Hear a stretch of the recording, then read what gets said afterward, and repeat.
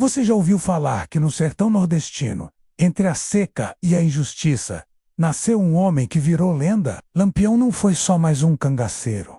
Ele foi o rei do cangaço, temido por coronéis, respeitado por volantes e venerado por quem cansou de apanhar da injustiça. Mas será que ele era um herói do povo? Ou só mais um criminoso cruel? Imagina só, um bando de homens armados até os dentes, vestidos com gibão de couro, chapéu de aba larga cheio de medalhas, cortando o sertão a cavalo, enfrentando soldados, desafiando coronéis e ditando suas próprias regras de justiça. É quase impossível acreditar que tudo isso aconteceu de verdade, né? Mas aconteceu. E pior, Lampião ficou tão grande que até hoje alimenta lendas, histórias e mistérios. E é exatamente isso que eu vou te mostrar nesse vídeo. Quem foi Lampião? Como ele virou o rei de um exército de cangaceiros e, principalmente, como a sua morte chocou o Brasil e ainda deixa perguntas no ar. Então se prepara, porque a história que começa agora vai mudar o jeito que você vê o cangaço e talvez até a justiça. Bora! Virgulino Ferreira da Silva, o Lampião, nasceu em 1897. No coração do sertão de Pernambuco, a vida ali não dava trégua. Seca, pobreza e coronéis, mandando mais que a lei. Desde pequeno, Virgulino viu de perto o gosto amargo da injustiça. Sua família vivia cercada por disputas de terra e vinganças sangrentas. Não demorou para ele entender que no sertão, ou você engole desaforo, ou vira fera.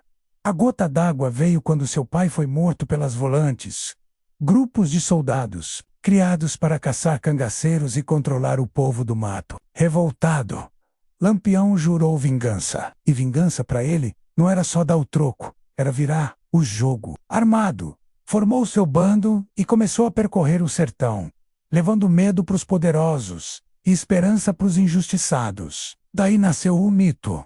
Para muita gente, Lampião era bandido sem escrúpulos. Para outros, era uma espécie de Robin Hood do sertão. O fato é que ele cresceu no meio de uma guerra não declarada, onde a lei oficial valia menos que a palavra de um rifle. E foi, assim, misturando coragem, estratégia e lenda, que o rei do cangaço começou a escrever seu nome na história menos com sangue, pólvora e poesia. Depois de se firmar como líder, Lampião montou um bando que virou pesadelo para as volantes e para os coronéis. Seus homens, conhecidos como cangaceiros, não eram simples ladrões. Eram soldados de uma guerra particular, armados até os dentes. Vestidos com roupas de couro para se proteger dos espinhos da caatinga, eles se moviam como fantasmas pelo sertão. Era quase impossível pegá-los. Para muitos sertanejos, a chegada de Lampião significava justiça. Ele distribuía parte do que roubava, ajudava famílias perseguidas por coronéis e mostrava que o poder dos ricos não era absoluto. Mas claro, nem tudo era romance. Seu bando também cometia atrocidades, ataques violentos e brutais contra inocentes. O limite entre herói e vilão sempre foi turvo. E é aí que mora o fascínio.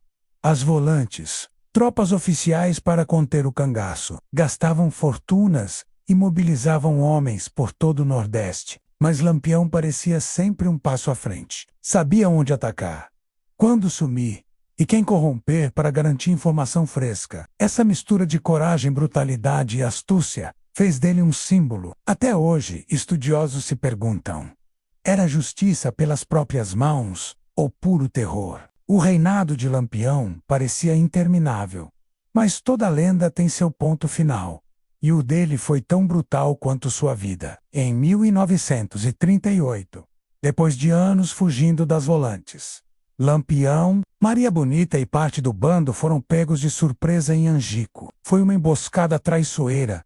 Alguém entregou a localização do acampamento em troca de dinheiro e promessas de perdão.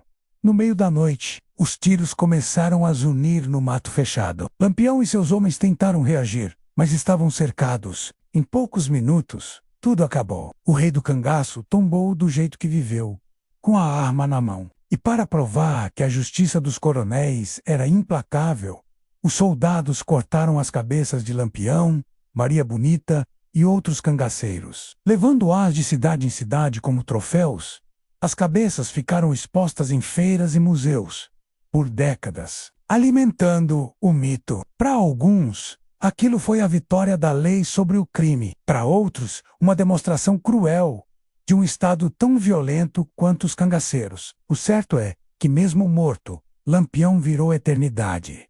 Suas histórias, suas lendas e suas injustiças continuam vivas, ecoando pelo sertão e mexendo com quem escuta. E aí, depois de ouvir tudo isso, fica claro que Lampião não foi só mais um bandido ou um justiceiro de gibão. Ele foi, acima de tudo, um retrato cru do sertão.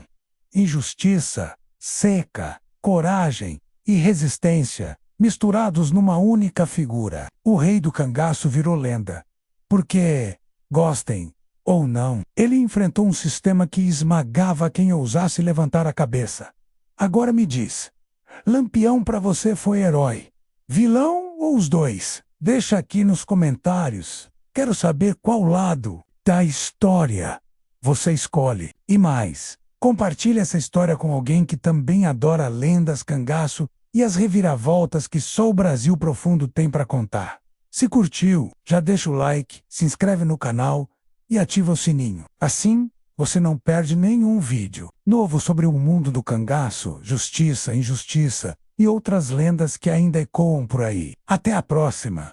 E cuidado com as histórias que contam por aí. Algumas são mais verdadeiras do que parecem.